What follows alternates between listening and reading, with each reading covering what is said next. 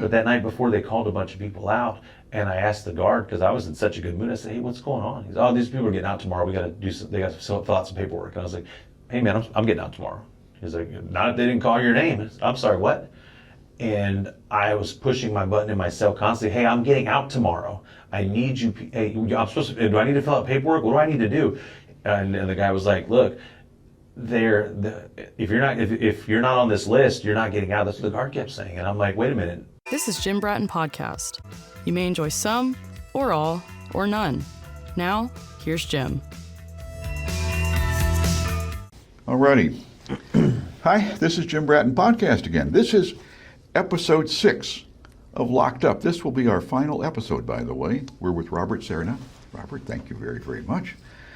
Last episode, we talked about medical.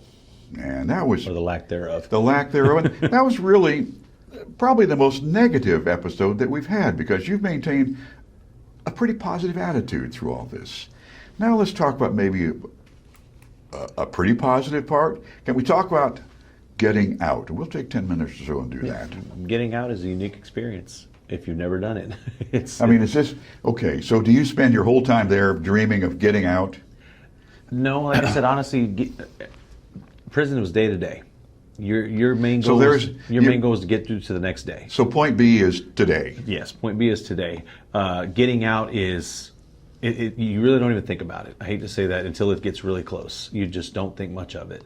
Is that because it could be a false expectation? No, I mean, most of the time, if you think I was discharging. I did all 3 years of my sentence. There was no parole involved, so they had to release me. Okay, I'm going home. You did cannot the keep duration. Me here. Yeah. So about 7 months before I was released, they called my name on the chain.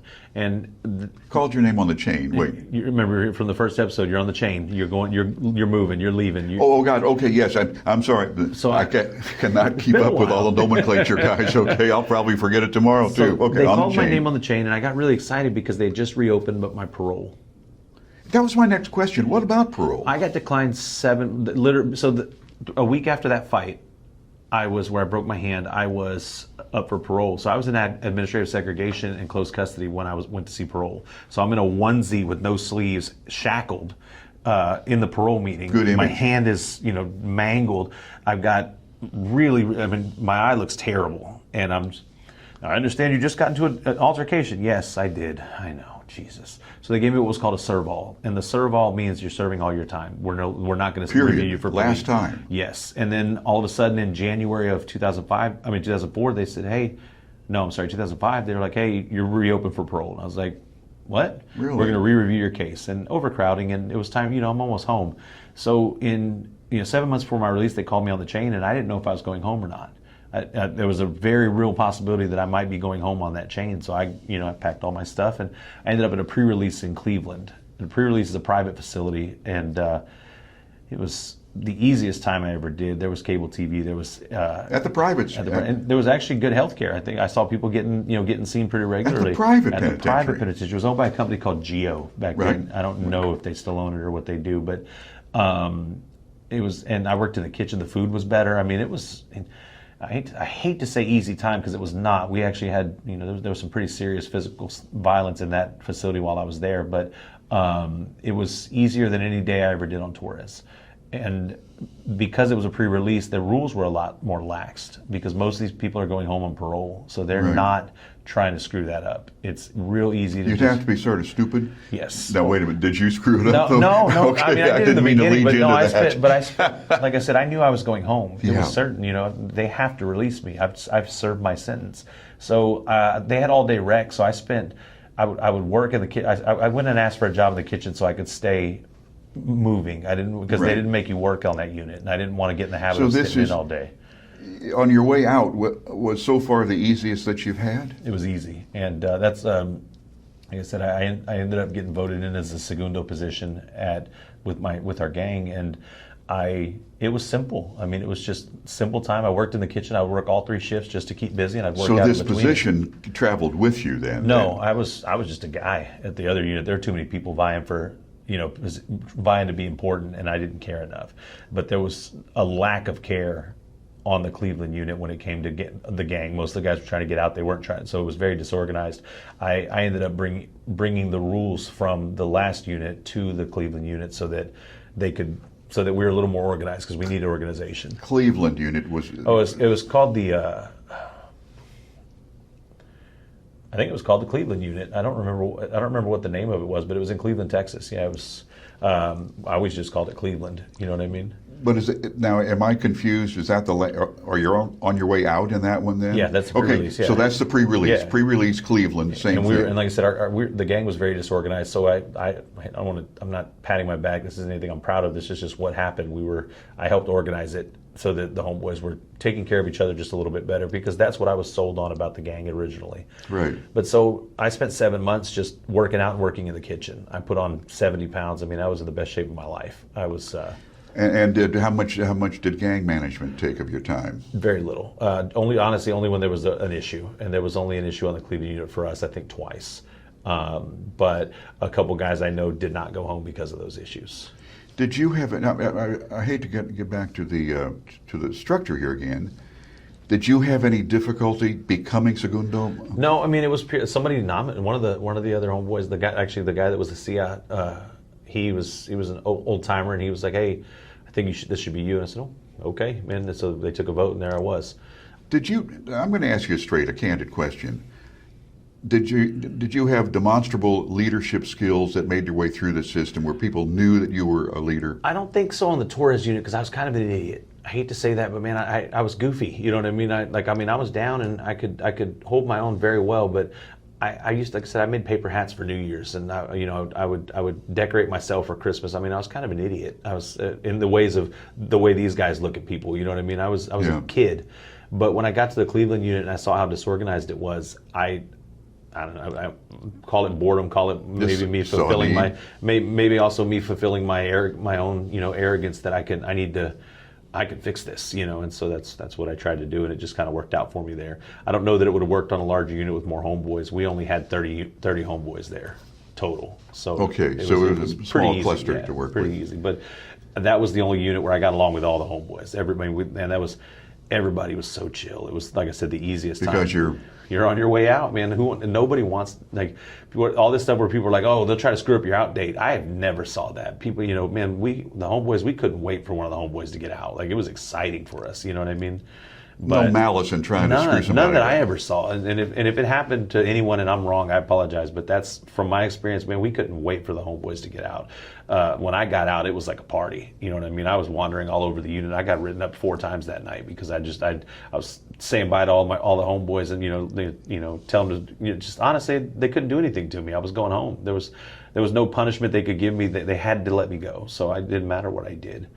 But so I did that for 7 months, and then which actually we went through Hurricane Rita on the Cleveland unit, and I was part of the team. There was only 8 of us that fed the whole unit the whole time. We were without power for 2 weeks. And on the Torres unit, that would have been the most terrifying time I'd ever experienced on the Cleveland unit. It just wasn't that serious. You know what I mean? Yeah. But so I did that for about 7 months, and then 2 days before my release date, which was December 2nd, 2005, they notified me that I was going to be on the chain.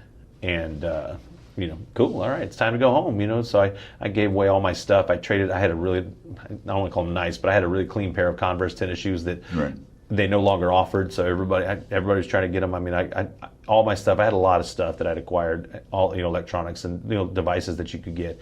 And I gave everything away to the homeboys, everything, that were going to be there for a while. Those are prized possessions. Some of them, because some of the stuff, like I said, those shoes you couldn't get anymore, and they were comfortable. You know what I mean? A comfortable pair of shoes in TDC goes a long way. Okay.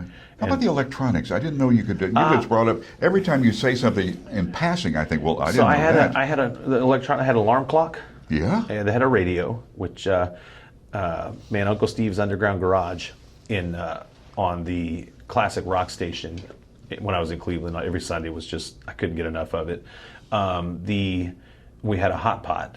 And those were all plug-in. Were they worried about the cords or anything? Not that I've ever. Not as a.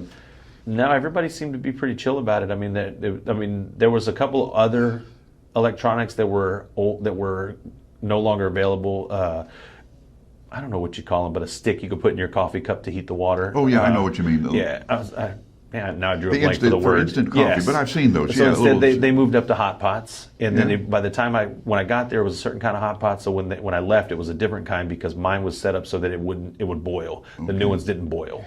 And you get those through the commissary? Through the commissary, with yes. credits. With money people send you, put on your books, and then Right. I also did a lot of gambling Okay. when I was on Torres. So that's how you acquire stuff too. And you could get watches. You could get. I mean, there's a lot of really odd things that you wouldn't think are that important on the commissary, No. but they're there. You get a religious medallion of sorts. Right, If you, I mean, right, right. which I appreciated that they had all the major ones covered. You know what I mean? I'm sorry to get so sidetracked No, on you're this, okay. but every time you say something, it reminds me of a question that I've had for a long time, and No, you're fine, man. This is it's unless you've been there, a lot of it just stuff you don't think about. No. Little things that are I don't want to say taken for granted out in the world, but it's just something you wouldn't think would be important until you don't have it or you don't have regular access to it.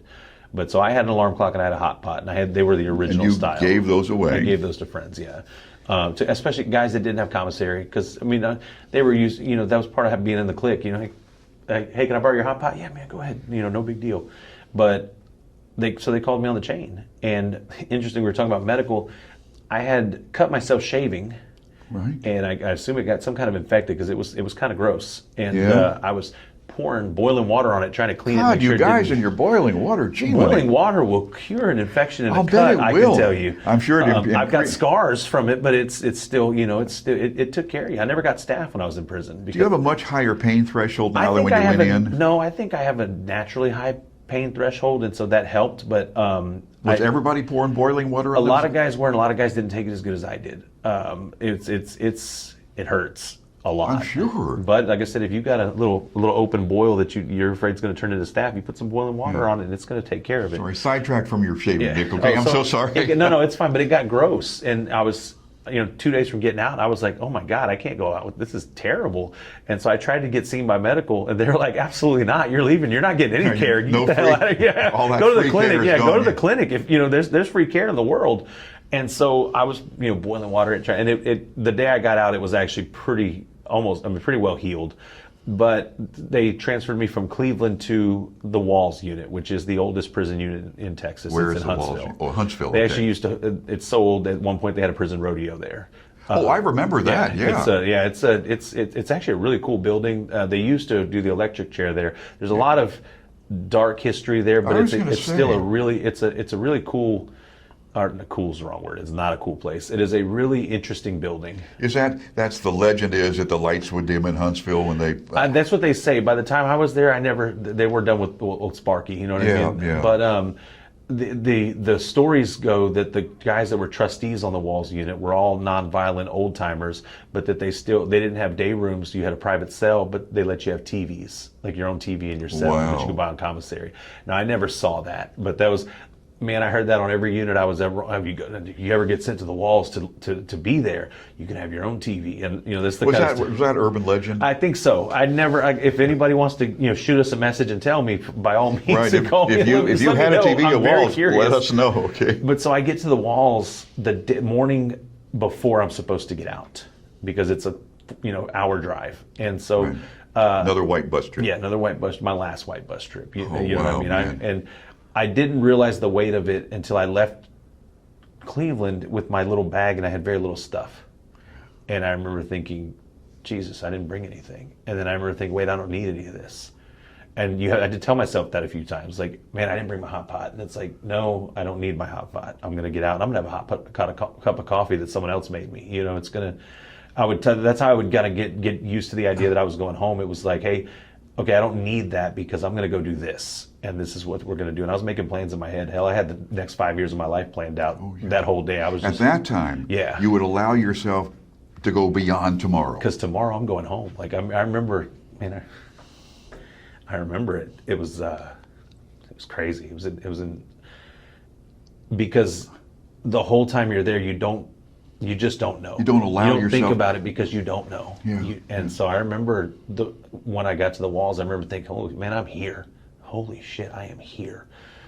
And I, the night before, they called a bunch of people out that, you're in a single cell by yourself and there's a whole row of cells. This is an old prison. Right. So this is when you see like old movies of prison, this is the door clanging. But sliding this way, but they're pulleys, you know what I mean? It's not electronic. They're using keys to open these cells one at a time. I mean, this is straight prison movie, you know what I mean? This is blood in, blood out in your head. Yeah. But that night before, they called a bunch of people out. And I asked the guard, because I was in such a good mood, I said, hey, what's going on? He's, oh, these people are getting out tomorrow. We got to do some, they got to fill out some paperwork. And I was like, hey, man, I'm getting out tomorrow. He's like, not if they didn't call your name. I said, I'm sorry, what? And I was pushing my button in my cell constantly. Hey, I'm getting out tomorrow. I need you. Hey, I'm supposed to, do I need to fill out paperwork? What do I need to do? And the guy was like, look, if you're not on this list, you're not getting out. That's what the guard kept saying. And I'm like, wait a minute. No, I am getting out. I'm discharging. I'm pushing the button. Call a supervisor. Now I'm starting. It's 10 o'clock at night, and I'm getting out in the morning. And so finally, the supervisor comes down. He goes, no. Listen to me. If you're discharging, and I have you on the discharge list, you're going home tomorrow. These guys are going on parole, so they have paper they need to fill out. And I remember being emotional. I remember getting mad. Like, hey, I'm getting out tomorrow. So then I finally just was able to calm down a little bit and bring it down. But man, there was a good hour where I was like, they're going to keep me. Like, they're not going to let me leave. And that might have been the single worst feeling I ever had in prison, was that moment. Thinking to myself, they got me all the way here just to tell me no. They're going to find some reason to not let me out, which was not even in the realm of possibility in real life. But in my head, that's what I thought. You almost got conspiratorial. Yeah, like they're coming for me. You know what I mean? Yeah.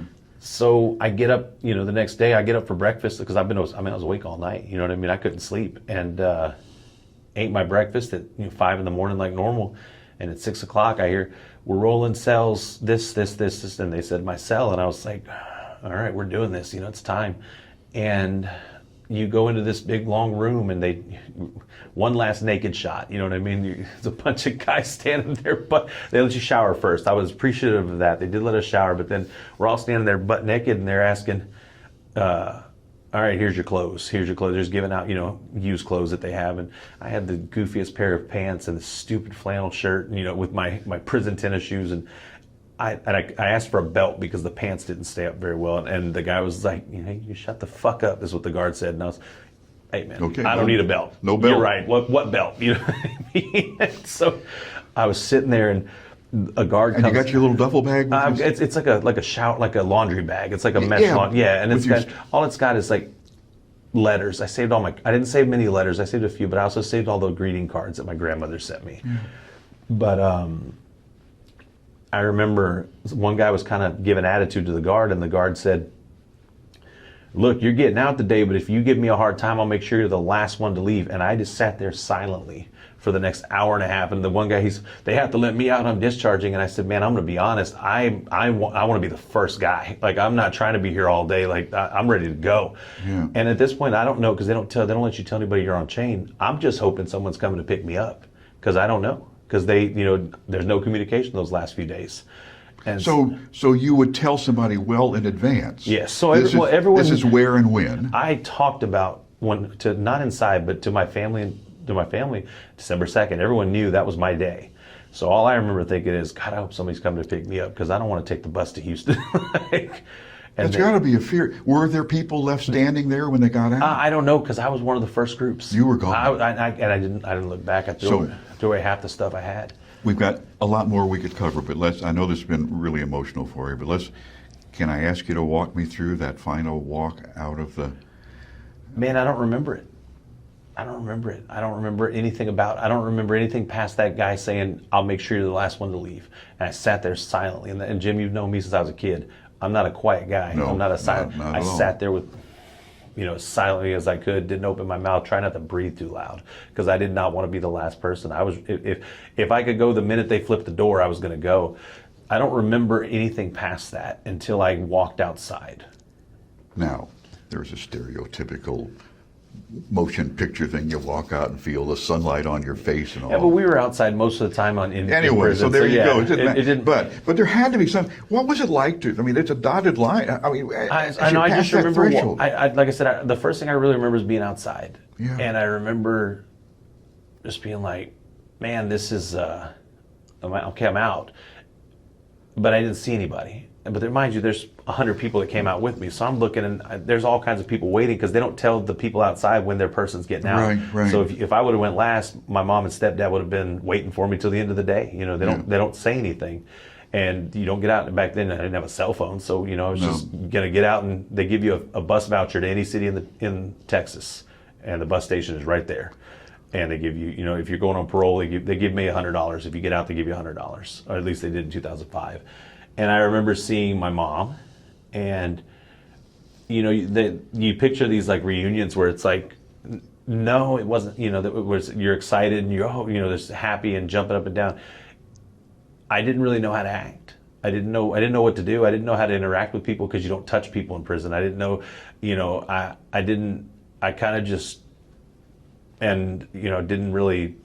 It took 3 days for me just to feel kind of normal. You know what I mean? Not because I wasn't institutionalized by any means. I didn't know what to do. I knew what time breakfast was in prison. I knew what time I was supposed to be at this place. I knew when I was going to do this, but I got out on a Friday morning and I didn't know what I was supposed to do for lunch, and because there's nobody to tell you. There's nobody, and I could figure it out. I'm smart enough, but in those moments, you're just so used to somebody telling you, "Hey, lunch is at this time." The other problem is they only give you $100. Thank God, and because I wasn't on parole, so there's nobody to check on me to make sure that I'm okay. So thank God my parents were there. I get out, I've got $100 and a bus ticket to Houston. And ill-fitting clothes. And no belt. No belt. What, at that moment, and because I was discharging, TDC doesn't care what happens to you at that point. They're done with you. You're done. Yeah, you're not my problem. And so I remember thinking, had I not had my parents there and somewhere to go for the night, I would have probably, hell, I couldn't get a hotel room for the night. You would have been homeless the first night. The first night, I couldn't, and that in itself is a problem. But yeah, it took, like I said, it took 3 days.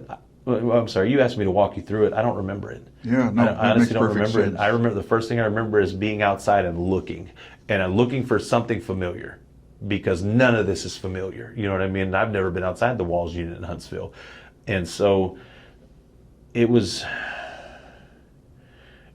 it's not as exciting as it sounds, and I know that sounds terrible, but because it's portrayed as a revelation. Yeah. I mean, it's almost angelic or something. But it also sounds cheap to say, because everybody will go, "You're institutionalized. This is what you needed.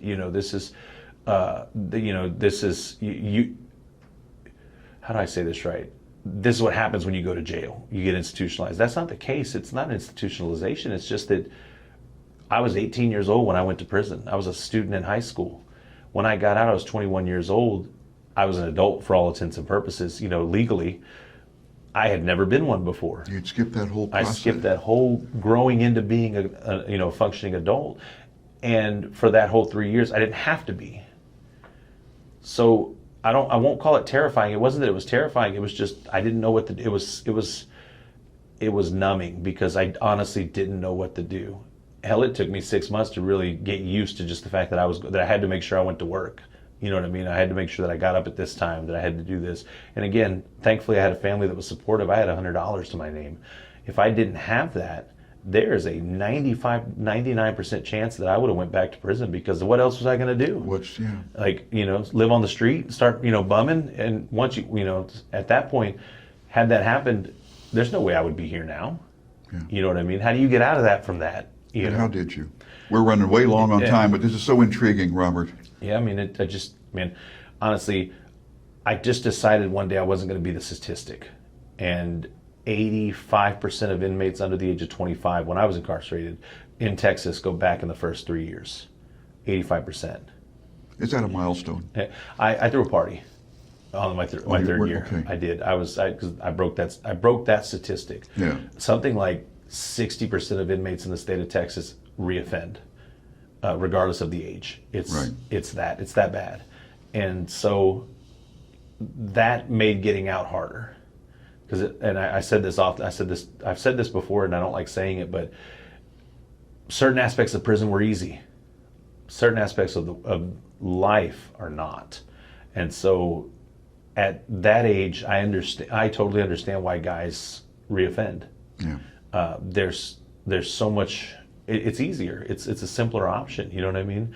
And unfortunately, the state of Texas doesn't make it any easier for guys to get out. the felons are treated as second-class citizens, and to a degree, rightfully so. We did commit a crime. Right. We did, we need to view the consequences, but the state of Texas makes it almost impossible for a felon to succeed once they're released. Like I said, that's why the statistics are so, high for reoffense and reoffending. It's designed that way. You managed to succeed. Better than most, I think. Yeah. But that's Successful business owner. Yeah, but my success hinders on a couple. Like I got lucky. I have an absolutely wonderful wife that takes. Man, she saw something in me that I don't even know that I saw at that point. Right. Sometimes it takes a spouse to look beyond what you see yourself. Yeah, and and also very supportive family. My family's been pretty supportive over the years, in their own way. In different ways. Right. But Understood. and also, therapy. Unfortunately, therapy. Mental health for former inmates is a serious problem, and because it's hard. You get out. When I got out, my wife and I were engaged. We lived in an apartment in Katy. I couldn't be on the lease, even though I was the one paying the rent. The city of Houston passed, or the state of Texas passed a bill that set up a few years ago that was supposed to make it easier for ex-offenders to don't let me say ex-offenders, it sounds like something else, but for ex-felons to get into apartments and stuff like that by taking the liability off the property owner. Right. It was a fugazi. It was fake. It still left the property owner's discretion to decide if they wanted to. And so they just said no. We just decided, at that point, well, we still don't want to. So, looking for housing, looking for a job. I went to 36 interviews at one point before I found a job. And I was at the very open from the minute I got the call for the interview. I am a felon. If that's an issue, I'm okay with it. Just let me know.